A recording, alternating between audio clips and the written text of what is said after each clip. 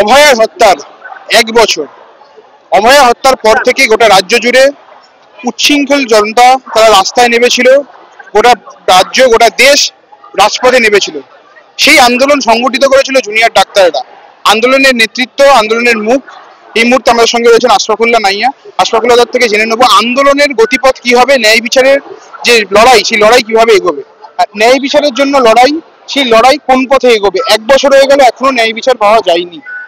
দেখুন, যে কোনো ন্যায় বিচারের, যে কোনো দাবি আদায়ের বা যে কোনো সচেতনতার যে আন্দোলনের গতিপথ সবসময় হয় কোয়ান্টিটির উপরে, কোয়ালিটির উপরে, নট কোয়ান্টিটি।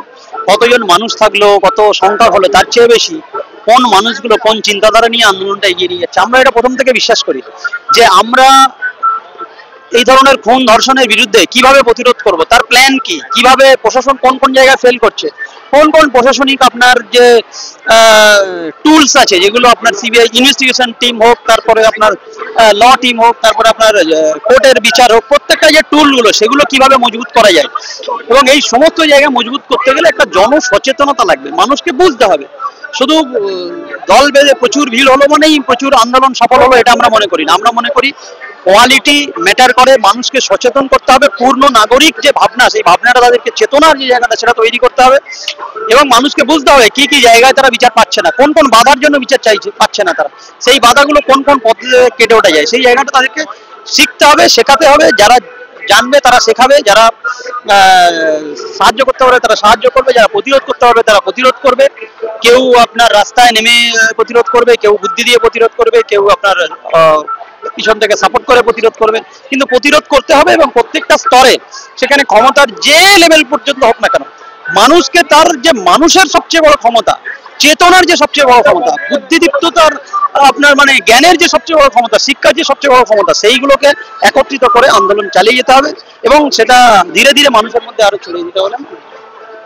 সিবিআই এর উপর যে আস্থা রেখেছিলেন নির্যাতিতার বাবা মা, সেই আস্থা এখনো রাখা যাচ্ছে না। কার্যত কলকাতা পুলিশ যেভাবে তদন্ত প্রক্রিয়া চালিয়েছে, সেই তদন্ত প্রক্রিয়া একই রকম ভাবে চালিয়ে নিয়ে গেছে, তার উপরই ভরসা করছে। একজনই মাত্র সেখানে অফেন্স ধরা পড়েছে, সঞ্জয় রায় ছিল, অন্য কাউকে চার্জশিটের নামও নেই, এমনকি তাদেরকে আনতেও পারেনি তদন্তের আওতায়। তদন্ত প্রক্রিয়া নিয়ে, সিবিআই তদন্ত প্রক্রিয়া নিয়ে আপনাদের কি বক্তব্য? দেখুন, দেশের সর্বোচ্চ যেহেতু তদন্তকারী একটা সংস্থা, সেখানে বিশ্বাস হারানোর জায়গাতে আমরা নেই। আমরা অবশ্যই বিশ্বাস রাখি, কিন্তু আমরা এটাও বলি যে বিচার ঠিক মতো হচ্ছে না বা তদন্ত ঠিক মতো হচ্ছে না। তাহলে কেন হচ্ছে না, কে বাধা দিচ্ছে, কিভাবে বাধা দিচ্ছে এবং কোন কোন জায়গায় তাদের বাধা, কোন রাজনৈতিক সমীকরণ এখানে কাজ করছে, কোন সচেতনতার অভাব এখানে কাজ করছে, কোথায় অন্যায়ের মানে আপনার কি বলবো সমর্থন এখানে কাজ করছে, এই পয়েন্টগুলোকে আমাদেরকে দেখতে হবে। কিন্তু যেহেতু till now we have the best investigation team as far as in Indian government, এখনো পর্যন্ত সেন্ট্রাল গভর্নমেন্ট আছে, ওটাই আছে সবচেয়ে বড় সংস্থা, তো সেখানে বিশ্বাস রাখাটা দরকার। সেই সঙ্গে অভয়ের বাবা মা যে যে প্রশ্নগুলো তুলছে, আমরা সেই প্রশ্নের সঙ্গে একমত। কালকে অভয়া মঞ্চের থেকে কালীঘাট চলো, এই অভিযানে কি আপনারা যোগদান করবেন? দেখুন, আমাদের অনেকজনই যোগদান করবে।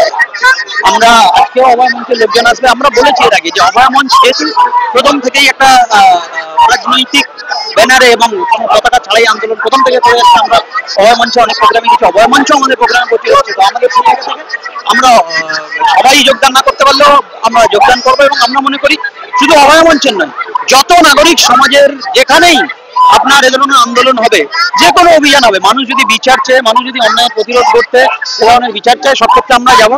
একটা জায়গায় আমাদের দাঁড়িয়ে থাকবে যেখানে যে কোনো বড় রাজনৈতিক ব্যক্তিত্ব কিংবা রাজনৈতিক মতাদর্শের মানুষরা আন্দোলনে সামনের সারিতে থাকে, সেই জায়গাটা আমাদের একটু সমস্যা আছে। যেহেতু আমরা মনে করি যে একেবারে রাজনৈতিক রং একবার লাগানোর পরে কোনো আন্দোলনকে সবার করা সম্ভব হয় না, সবার আলাদা আলাদা নীতিতে বিশ্বাস করে, সবাই আলাদা আলাদা আপনার এতে। কিন্তু আমাদের যে আন্দোলন, সেখানে সবার যাতে একটা অ্যাকোমোডেশন থাকে, প্রত্যেক মানুষ তার স্বাধীন চিন্তা দিয়ে এক্সপ্রেশন করতে পারে, সেই জায়গাটা আমরা ফোকাস করে প্রথম থেকেই প্রায় 1 বছর ধরে আমরা স্যানিটি মেনটেন করেছি এবং আগামী 1 বছরও আমরা স্যানিটি মেনটেন করবো সেই জায়গাটা। এবং অভয় মঞ্চেরও যদি প্রোগ্রামে সেরকম কোনো একটা জায়গা হয়, সেখানেও আমাদের দ্বিমত থাকবে বলে আমরা প্রথম থেকেই ক্লিয়ার রেখেছি ব্যাপারটা। এই ভিডিওটিকে লাইক করুন, আপনার গুরুত্বপূর্ণ মতামত কমেন্টের মাধ্যমে আমাদের জানান এবং আমাদের চ্যানেলের ভিডিও সবার আগে দেখার জন্য ইউটিউবে গণশক্তিকে সাবস্ক্রাইব করুন, ফেসবুকে ফলো করুন এবং শেয়ার করুন আপনার পরিচিতদের মধ্যে। আমাদের চ্যানেলে আপলোড হওয়া ভিডিও নোটিফিকেশন পেতে বেল আইকনটি ক্লিক করতে ভুলবেন না।